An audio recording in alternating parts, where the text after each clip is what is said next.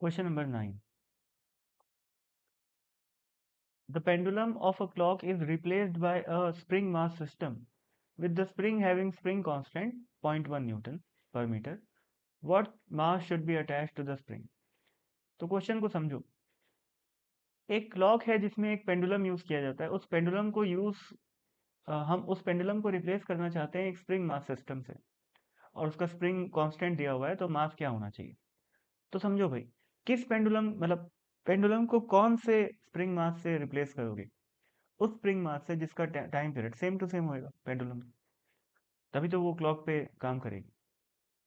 ठीक है, तो क्लॉक का टाइम पीरियड क्या होता है? 2 पाई, मतलब क्लॉक के अंदर जो सिंपल पेंडुलम लगा रहता है उसका टाइम पीरियड रहता है 2 पाई अंडर रूट L/G।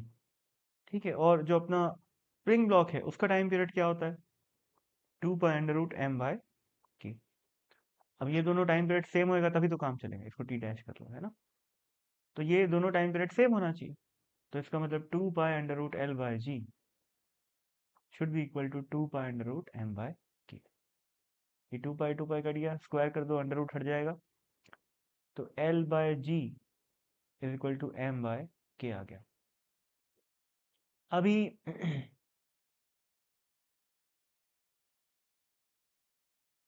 यहाँ पर हाँ, एक सेकेंड।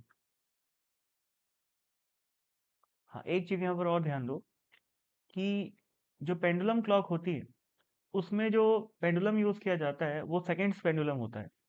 सेकेंड्स पेंडुलम मतलब जिसका टाइम पीरियड 2 सेकेंड होता है। तो 2 सेकेंड का टाइम पीरियड लाने के लिए इस इक्वेशन में एल की वैल्यू को 2 रखना पड़ता है। ठीक है, सॉरी, एल की वैल्यू को वन वन रखना पड़ता है।